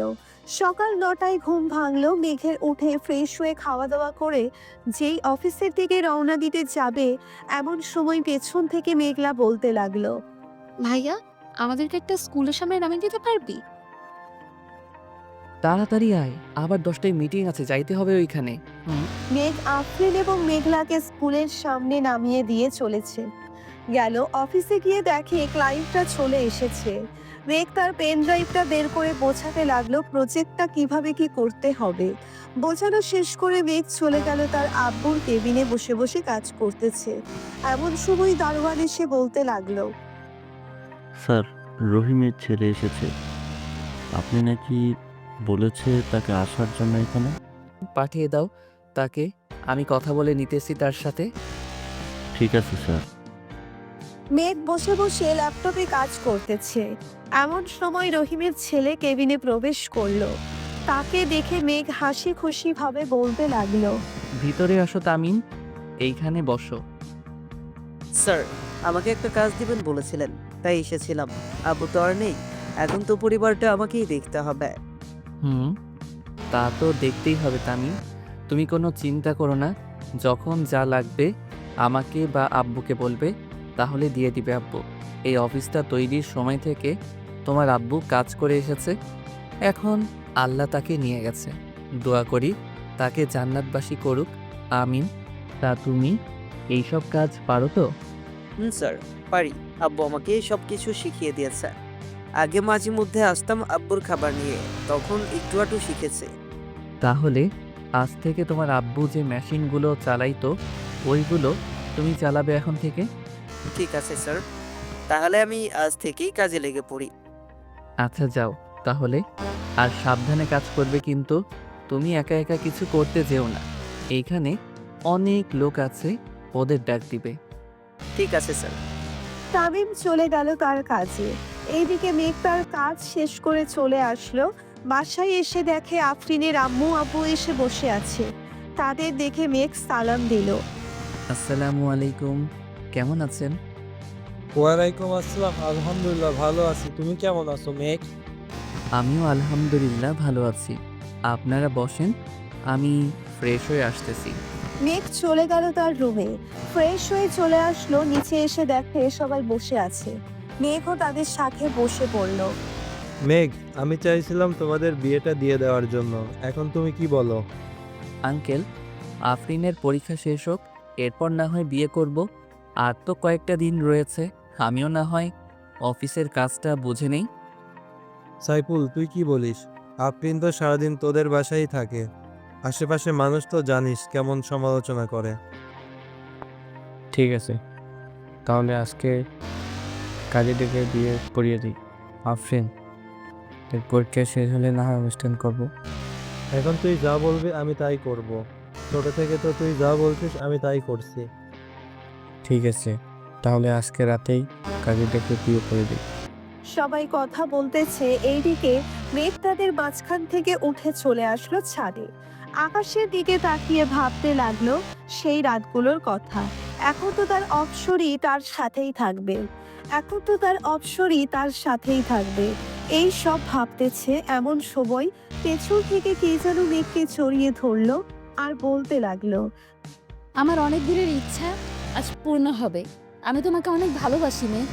আফরিনকে পেছন থেকে টেনে এনে মেঘের সামনে দাঁড় করিয়ে বলতে লাগলো, আমিও তোমাকে ভালোবাসি, কিন্তু এখন বিয়ে করলে তোমাকে নিয়ে বাহিরে ঘুরতে গেলে তো মেয়েরা আমার দিকে তাকাবে না। তাই ভাবতেছি আরও কয়েক বছর পর বিয়ে করব। কি বললি কুত্তা? আমাকে রেখে অন্য মেয়েদের সাথে টাঙ্কি মারিস? আজকে দেখ তোর কি অবস্থা করি। শুধু রাতটা হতে দে, এখন কিছু করলাম না, সকালে তুই হাঁটতে পারবি না এমন অবস্থা করব। আমাকে ভয় দেখিয়ে কোনো লাভ নেই, আমি তোমার মতো পিচ্চি মেয়েকে ভয় পাই না। সো এখন এইখান থেকে যাও। ভয় পাস না তো ঠিক আছে, শুধু দেখ কি করি আমি তোকে রাতের বেলা। এই বলে আফরিন রাগে চলে গেল নিচে। এইদিকে মেঘ তো মহা খুশি তার অপসরীকে রাগিয়ে দিয়ে। রাতের সবাই খাওয়া দাওয়া শেষ করে বসে আছে। এমন সময় কলিং বেলের শব্দ পেল সবাই। আপনারা বসেন, আমি দেখে আসতেছি কে এসেছে। এই বলে আফরিন চলে গেল দরজা খুলতে। দরজাটা খুলতেই দেখতে পেল কাজী সাহেব দাঁড়িয়ে আছে। ওনাকে সালাম দিয়ে ভিতরে নিয়ে আসলো আফরিন। সবাই বসে আছে সোফায়। এমন সময় কাজী বলতে লাগলো, কার কার বিয়ে হবে তাদের আইডি কার্ড বা জন্মনিবন্ধনটা নিয়ে আসেন। কাজী সাহেব, মেয়ের বয়সটা একটু কম, আপনি বিয়ে করে দিয়ে যান। যদি কোনো সমস্যা হয় আমি দেখে নেব। দেখুন, এটা তো আইনগত অপরাধ। মেয়ের বয়স 18 না হলে বিয়ে দেওয়া। আচ্ছা, আপনি আনেন, সব কিছু আমি দেখে নিচ্ছি। সবকিছু নিয়ে দিতেই কাজী সাহেব তার খাতায় যা যা লেখার দরকার তা লিখে নিল। কিছুক্ষণের মধ্যে সকল নিয়ম কানুন মেনে মেঘ তার আফরিনের বিয়েটা হয়ে গেল। এইদিকে কাজী তার পাওনা টাকা নিয়ে যেতেই সাইফুল বলতে লাগলো, মেঘ, আফরিনকে নিয়ে ঘরে যা, অনেক রাত হয়েছে, আবার কালকে অফিসে যাইতে হবে। ঠিক আছে আব্বু, যাইতেছি। আফরিন আর মেঘ চলে আসলো রুমে। এইদিকে মেঘ বিছানায় বসতেই আফরিন বলতে লাগলো, দাঁড়িয়ে কথা বলতে হবে কেন? সোজা হয়ে দাঁড়াও, তোমার সাথে আমার কথা আছে। বসে কথা বলো, তাহলেই তো হয়। আমি বসে বসে কথা বলতে পারি না, দাঁড়িয়ে কথা বলো। মেঘ দাঁড়াতেই আফরিন বিছানায় ঝাড়ু দিয়ে মেঘকে পিটাতে লাগলো আর বলতে লাগলো, ঘরে এত সুন্দর একটা বউ থাকতে তুই অন্য মেয়েদের দিকে তাকাস, আজকে তোর চোখ তুলে নিব। এই বলে আফরিন মেঘকে চড়ে চড়ে পিটাতে লাগলো। মেঘের চিৎকার শুনে নিচ থেকে সবাই দৌড়ে চলে আসলো উপরে। মেঘের দরজার সামনে দাঁড়িয়ে মেঘলা বলতে লাগলো, কি হয়েছে ভাবি? ভাইয়া চিৎকার করছে কেন? তোমার ভাইয়ার মাথায় ভূত চাপছে, সে নাকি অন্য মেয়ের কাছে যাবে, তাই একটু নেল পলিশ লাগাচ্ছিলাম। ও আচ্ছা। আব্বু আম্মু চলো চলো নিচে যাই, ভাবি ভাইয়াকে সাইজ করুক। ভাইয়া কিছুদিন ধরে দেখছি একটা মেয়ের পেছনে ঘুরছে। তাহলে তো আমারও যাওয়া দরকার। বৌমা এমনভাবে মারবে যাতে কালকে আর বিছনা থেকে উঠতে না পারে। যদি সকালে ডাক্তারের প্রয়োজন হয় তাহলে ডাক্তার ডেকে আনবো। ঠিক আছে আব্বু, আপনারা যান, আমি আপনার ছেলেকে এমনভাবে সাইজ করব যাতে আর কোনো দিন কোনো মেয়ের দিকে না তাকাতে পারে। সবাই চলে গেল নিচে। এইদিকে মেঘ চিৎকার করতেছে আর বলতেছে, বউ, আমাকে মাফ করে দাও। আমি আর কখনোই কোনো মেয়ের দিকে তাকানো তো দূরের কথা, তার দিকে চাইবো না। কি বললি তুই কুত্তা? আমার দিকে চাইবি না? তাহলে তোর চোখ রেখে কি করব? তোর চোখটাই তুলে ফেলি। ও মা গো, বাঁচাও গো। ও আল্লাহ গো, আমাকে বাঁচাও এই ডাইনিমের হাত থেকে। আগে তো শান্ত শিষ্ট ছিল, এখন এটা তো একটা আস্তা ডাইনি হয়ে গেছে। ডাইনি তো আমি, এখন দেখ কি করে তোকে। কিছুক্ষণ মারার পর আফরিন ক্লান্ত হয়ে যায় আর বলতে থাকে, এখন কান ধরে উদ্বাস করবি 1000 বার, আমি সারা রাত শুয়ে শুয়ে দেখব। ও বউ, একটু কম করা যায় না? আমি আর কখনোই এমন করব না, বললাম তো তোমাকে। ঠিক আছে, তুই যখন এটা বলতেছিস তাহলে তোর কথা মেনে নিলাম। যা, 200 বার কান ধরে উদ্বাস করবি। পরে কি করতে হবে আমি বলতেছি। এরপরেও আরো কাজ করতে হবে? জি মহারাজ, এরপরও কাজ করতে হবে। এখন তাড়াতাড়ি উঠবস করতে থাকেন তো। মেঘ উঠবোস করতে লাগলো। 200 বার কান ধরে উঠবোস করতে করতে তার হাঁটু যেন খুলে পড়ে যাবে এমন অবস্থা। কান ধরে উঠবোস করা শেষ হতেই কোনো রকম বিছানায় গিয়ে বসলো আর বলতে লাগলো, ওই অপসরি, এখন তো মাফ করো আমাকে, আমি যাই এখন ছাদে। কোথাও যাইতে হবে না, এখানে চুপচাপ বসেন। আমি নিচ থেকে আপনার জন্য খাবার নিয়ে আসতেছি। এতক্ষণ মারার পর হয়তো আপনার পেটের খাবার হজম হয়ে গেছে, আবার তো কান ধরে উদ্বস করেছেন, এতে তো আরো বেশি। এই বলে আফরিন চলে গেল। নিচে গিয়ে দেখে মেঘলা একলা একলা মুভি দেখতেছে আর চিপস খাচ্ছে। মেঘলাকে দেখে আফরিন বলতে লাগলো, কি ব্যাপার, তুমি এখনো জেগে আছো যে? ঘুমাবে না নাকি? ঘুমাবো তো, মুভিটা শেষ হলেই ঘুমোতে চলে যাব। তার আগে আমাকে একটা কথা বলো, ভাইয়া কি অবস্থা? সকালে কি অ্যাম্বুলেন্স আনতে হবে? না না, এমনিতেই ঠিক হয়ে যাবে। এখন খাবার খাওয়াবো আর একটু পর আদর করব, তাহলেই দেখবে সকালে তোমার ভাইকে না আমাকে হসপিটালে নিতে হবে। আপনি কি কম আছেন নাকি ভাইয়া থেকে? হ্যাঁ, আপনিও দেখিয়ে দিবেন আপনার শরীরেরও পাওয়ার আছে। ধীরে, তুই আমাকে আপনি করে বলতেছিস কেন? আমি না তোর বেস্ট ফ্রেন্ড, তুই করে বলবি? তুই কি আর আমার বেস্ট ফ্রেন্ড আছিস? এখন তো আমার ভাবি হয়ে গেছিস, সেই হিসেবে তুই আমার বড়, আমি তোকে আপনি করেই বলবো। দিব কানের নিচে একটা। চল খাবার গরম করে আনি, তোরও হয়তো ক্ষুধা লেগেছে। এখন তো রাত বড়, মনে হয় যেমন 2-3 দিন চলে গেছে। আমারও এমনই মনে হয়। আচ্ছা চলো খাবার গরম করে ভাইয়াকে দিয়ে আসি। দুইজন চলে গেল রান্নাঘরে। খাবার গরম করে মেঘলার জন্য কিছু রেখে বাকিটা নিয়ে চলে গেল মেঘের রুমে।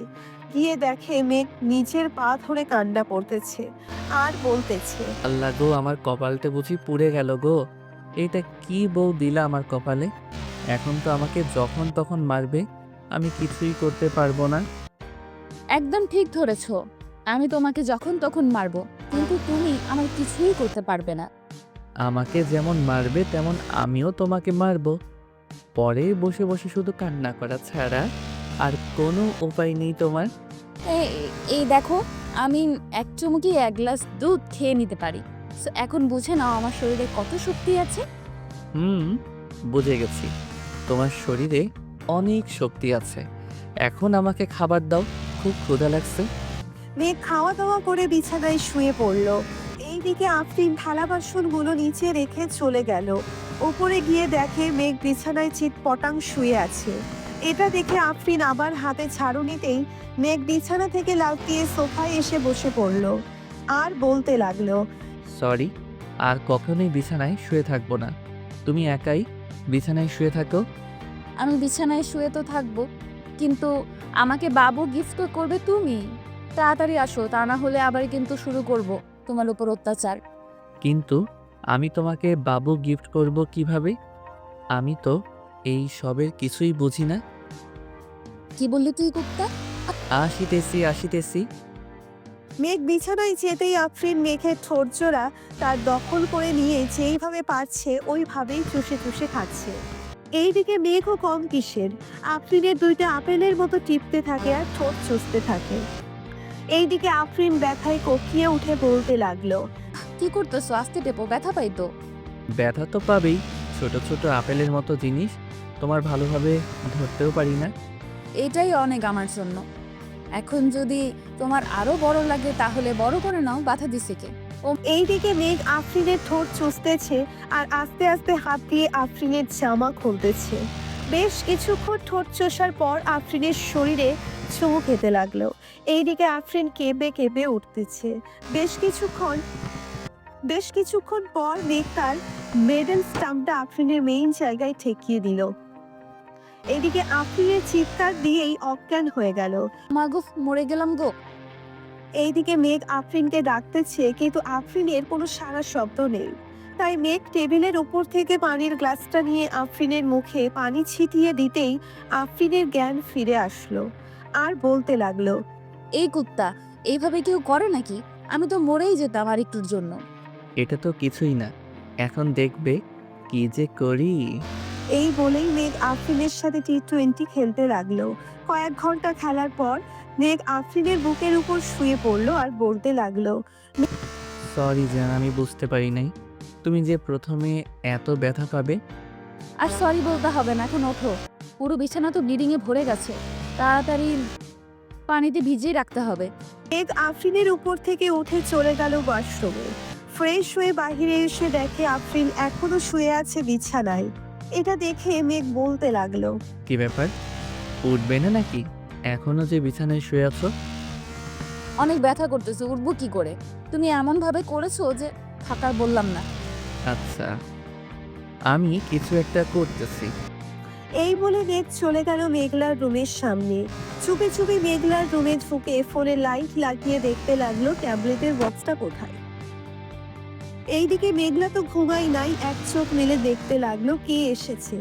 মেঘকে দেখে বুঝে গেল মেঘলা কিছু একটা হয়েছে, তাই মেঘকে উদ্দেশ্য করে মেঘলা বলল, ভাইয়া, কি করছো আমার রুমে? মেঘলার গলার স্বর শুনে মেঘ চমকে গেল আর বলতে লাগলো, কই কিছু না তো, এমনি এসেছিলাম। কি হয়েছে বলো আমাকে। না মানে তোর বান্ধবী। হয়েছে, আর কিচ্ছু বলতে হবে না। তুমি এই রুমে ঘুমাও, আমি দেখছি। ঠিক আছে যা, আর যদি দরকার হয় ডাক দিস আমাকে। ঠিক আছে। মেঘলা গিয়ে দেখে আফরিন বিছানায় শুয়ে আছে চুপ করে। আফরিনের কাছে গিয়ে শরীরে হাত দিয়ে দেখতে লাগলো জ্বর এসেছে কিনা। এইদিকে আফরিন মেঘলাকে দেখে বলতে লাগলো, কি ব্যাপার, তুই এত রাতে এইখানে? কি হয়েছে আমাকে বল, আমি দেখছি। অনেক ব্যথা করতেছে রে, তাই তোর ভাইকে পাঠিয়েছিলাম ব্যথার ট্যাবলেট আনতে। এখন তোর ভাইয়া তো আসলো না। পিরিয়ড হয়েছে নাকি? না, ওইগুলো হয়েছে, বুঝে গেছি। আর কিচ্ছু বলতে হবে না, একটু ওয়েট কর, আমি আনছি এক্ষুনি। মেঘলা চলে গেল তার রুমে, একটা ব্যথার ট্যাবলেট তার ভাইয়ের হাতে ধরিয়ে দিয়ে বলতে লাগলো, এই নাও, এটা ভাবিকে খাইয়ে দাও, তাহলে ব্যথা কমে যাবে। ঠিক আছে, তুই ঘুমা তাহলে। মেঘ চলে গেল তার রুমে। আফরিনকে ঔষধটা খাইয়ে দিয়ে শুয়ে পড়লো তার পাশে। সকাল 10টায় মেঘ ঘুম থেকে উঠে চলে আসলো নিচে, এসে দেখে সবাই বসে আছে আর কি নিয়ে যেন আলোচনা করতেছে। মেঘকে দেখে তার বাবা বলতে লাগলো, মেঘ, ওরা হচ্ছে আমার বিজনেস পার্টনার, বাইরের দেশ থেকে এসেছে। এখন এদের সাথে একটু মিটিং করতেছি, তুইও বসে শুন। ঠিক আছে আব্বু। মেঘও বসে শুনতে লাগলো। মিটিং শেষ হতেই সবাই চলে গেল। এইদিকে মেঘ খাওয়া দাওয়া করে চলে আসলো অফিসে। দেখতে দেখতে কেটে গেল 2 মাস। সন্ধ্যা 7টায় মেঘ অফিস থেকে বাড়ি ফিরতেই আফরিন বলতে লাগলো, মেঘ, অনেক দিন তো হলো বাইরে গিয়ে ফুচকা খাওয়া হয় না, চলো বাইরে গিয়ে ফুচকা খেয়ে আসি। আচ্ছা, তুমি আর মেঘলা রেডি হয়ে নাও, আমি এখনই আসতেছি ফ্রেশ হয়ে। ঠিক আছে। মেঘ চলে গেল ফ্রেশ হতে। ফ্রেশ হয়ে নিচে আসতেই দেখতে পেল 2 জন কালো বোরখা পরে বসে আছে সোফায়। 2 জনকেই পুরোই অপসরী লাগতেছে। মেঘ তাদের 2 জনের কিছুক্ষণ প্রশংসা করে নিয়ে চলে আসলো বাহিরে। যেই গাড়িতে উঠতে যাবে এমন সময় আফরিন বলল, এখন আর গাড়ি নিতে হবে না, আজকে না হয় আমরা রিক্সা দিয়ে যাই। ঠিক আছে, চলো তাহলে। মেঘ একটা রিক্সা ডেকে 3 জন চলে আসলো আর পার্কে। এইখানে সবাই জোড়ায় জোড়ায় বসে আছে। কিছুক্ষণ ঘোরাঘুরি করে 3 জন ফুচকা খেয়ে চলে আসলো বাসায়। রাতে খাওয়া দাওয়া করতেছে এমন সময় সাইফুল বলতে লাগলো, মেঘ, সামনের শুক্রবার তোদের বিয়ে রেডি থাকিস তোরা। ঠিক আছে আব্বু, আমাদের তো শপিং করা আগে শেষ, এখন তো আর কিছুই করতে হবে না, তাই না? এখন আর কিছুই করতে হবে না। কালকে অফিসে গিয়ে একটি ডিল ফাইনাল করে আসিস তো। কয়েক মাস আগে যে আমরা 200 কোটি টাকার ডিল ফাইনাল করেছিলাম, ওরা এসেছে। এবার আরও ভালো মানের কালেকশনগুলো দেখাবে। আব্বু, তুমি চিন্তা করো না, এখন তো অফিস আমি দেখতেছি, সব কিছু আমি করব। তুমি শুধু বলে দিবে কবে কার সাথে ডিল করতে হবে। ঠিক আছে, এখন তাহলে যাবি। মেঘ চলে গেল রুমে। বেশ কিছুক্ষণ পর আফরিন 2টা দুধের গ্লাস হাতে নিয়ে চলে আসলো উপরে। একটা মেঘকে দিল আর একটা নিজেই খেয়ে নিল। রাত প্রায় 12টা। 2 জন গল্প করতেছে শুয়ে শুয়ে, এমন সময় আফরিন বলতে লাগলো, আমাদের তো একবার বাসর হয়েছে, আর একবার বাসর হবে, তাই না? এইবার দেখবে তোমাকে একটা বেবি উপহার দিয়েই ছাড়বো, মনে যেন থাকে। দেখা যাবে কি করতে পারো তুমি। এখন তাহলে ঘুমাও। 2 জন ঘুমিয়ে গেল। সবাই 7টা মেঘ উঠে সকাল 7টা মেঘ উঠে ফ্রেশ হয়ে খাওয়া দাওয়া করে চলে গেল অফিসে। কয়েকটা ফাইল গুছিয়ে নিয়ে দেখতেছে এমন সময় মেঘের ফোনটা বেজে উঠল। তাকিয়ে দেখে তাদের অফিসের ম্যানেজার ফোন দিয়েছে। কলটা রিসিভ করতেই ওই পাশ থেকে বলতে লাগলো, স্যার, বিদেশি ক্লায়েন্টরা এসেছে এবং কি করব তাদের? আমার কেবিনে পাঠিয়ে দাও, আমি কেবিনেই আছি। ঠিক আছে স্যার, পাঠিয়ে দিতেছি। মেঘ বিদেশি ক্লায়েন্টের সাথে কথাবার্তা বলে 5 বছরের একটা ডিল ফাইনাল করে নিল। দেখতে দেখতে কেটে গেল 6 দিন। 2 বাড়িতে বিয়ের আয়োজন, মানুষ ভর্তি 2 বাড়িতেই। মেঘের হলুদ সন্ধ্যা শেষ হতেই মেঘদের বাড়ি দেখে কয়েকজন চলে গেল আফরিনদের বাড়িতে। ওইখানে হলুদ সন্ধ্যা শেষ হয়ে গেল। রাত পেরিয়ে সকাল হতে বিয়ের আয়োজন, রান্নাবান্নার দিকে খেয়াল রাখতেছে আফরিনের চাচা। দুপুর 12টায় মেঘ রেডি হয়ে বসে আছে তার বন্ধুদের অপেক্ষায়, কখন আসবে তারা। কিছুক্ষণ পর সবাই চলে আসলো। মেঘকে দাঁড়িয়ে থাকতে দেখে বলতে লাগলো, কিরে, এইখানে দাঁড়িয়ে আছিস কেন? চল বিয়ে বাড়িতে যাই, সবাই তো চলে গেছে। বিয়ের বাড়িতে তো যাব, নামাজটা আগে পড়ে আসি চলো। আফরিনদের বাড়ি তো কাছেই, 5 মিনিট সময় লাগবে যাইতে। নামাজ পড়ে আইসা এরপর যাইতে পারবো। সবাই চলে গেল মসজিদে নামাজ আদায় করে চলে আসলো বাসায়। মেঘের সফল বন্ধু বান্ধব বসে আছে গাড়িতে। মেঘ যেতেই ইমন বলতে লাগলো, সবাই শোন, এবার কিন্তু মামাকে প্রোটেকশন দেওয়া যাবে না। এটা নিয়ে মামার কিন্তু দ্বিতীয়বার বাসর হবে। এখন সবাই ঠিক করে নেই কি দেওয়া যায়। আরে এটা রাতে দেওয়া যাবে, এক্ষুনি এত তাড়াহুড়ো করছিস কেন? আগে বিয়েটা খেয়ে নেই, এরপর না হয় দেওয়া যাবে। শালা বিয়ে করে যা। সবাই হাসাহাসি করতে করতে চলে আসলো বিয়ে বাড়িতে। গেট ধরে দাঁড়িয়ে আছে মেঘের সকল শালীরা। এইদিকে 2 তলার বারান্দায় আফরিন মেঘকে নামিয়ে গেটের সামনে আসতেই আফরিন লেজার লাইট দিয়ে বুঝিয়ে দিল যাতে কোনো মেয়েদের দিকে না তাকায়। মেঘও তাকালো না। খাওয়া দাওয়া শেষ করে আগের সকল নিয়ম মেনে আফরিনকে নিয়ে চলে আসলো বাসায়। দুজন এর আগেই বিয়ে করিয়ে দিয়েছে, তাই আর কাছে ডাকে নাই। রাতে সবাই বসে আছে ছাদে। এমন সময় আফরিন আসলো আর বলতে লাগলো, তোমার তো আমাদের গিফট দাও নাই। তোমরা তো আমাদের গিফট দাও নাই, আমাদের গিফট দাও। ভাবি, এটা কিন্তু ঠিক না। আপনি আয়েশা গিফট চাইতেছেন, আমরা কিন্তু দিব না। ঠিক আছে, তাহলে তোমাদের গিফট তোমাদের কাছে রাখো, আমার জামাইকে দিয়ে দাও। রাত তো 1টা বাজে, বাসর তো করতে হবে, তাই না? এই বলে আফরিন মেঘকে টানতে টানতে নিয়ে চলে আসলো বাসর ঘরে। দরজাটা লাগিয়ে দিয়ে দুইজন অজু করে 2 রাকাত নফল নামাজ পড়ে নিল। আফরিন নামাজ আদায় করে খাটের উপরে বসে আছে।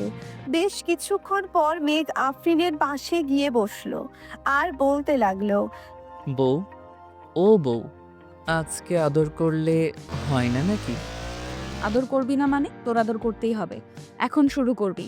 রাত বাজে এখন 1:35, ভোর 4:45-এ আদর শেষ করে উঠবি। ঠিক আছে, প্রস্তুত হও তুমি। আমি কিন্তু আজকে তোমার ওই আপেলগুলোতে অনেক কামড় দিব। আমি রেডি আছি, যা ইচ্ছা করতে পারো, করো। মেঘ আফরিনের শাড়ি খুলে ফেলে দিল নিচে। ঠোঁটে কিস করতে করতে নামতে লাগলো নিচের দিকে। বুকের কাছে এসে আফরিনের আপেলগুলোতে কামড় দিতে লাগলো। এইদিকে আফরিন ব্যথায় কোকিয়ে উঠে বলল, ওই কুত্তা, কামড়ও দিবি আবার জোরে জোরে টিপতেও থাকবি। আমার বুঝি ব্যথা করে না? ব্যথা করার জন্যই তো বাসর করব আজকে। এই বলে মেঘ আফরিনের শরীরের যেখানে সেখানে কামড় দিতেছে আর চুমু দিতেছে। বেশ কিছুক্ষণ এমন করার পর মেঘ চলে গেল মেইন জায়গায়। মেঘের মেডেল স্টাম্পটা সেট করে আফরিনকে কোলে তুলে নিয়ে আদর করতে লাগলো। এইদিকে আফরিন চিৎকার করতেছে, কিন্তু মেঘের থামার কোনো নাম নেই। মেঘ তার কাজ চালিয়ে যাইতেছে। দুইজন রোম্যান্স করতে থাকুক, এখন আমরা বিদায় নিই। আজকের গল্পটা এই পর্যন্তই। আবারও দেখা হবে নতুন কোনো গল্পে। ধন্যবাদ।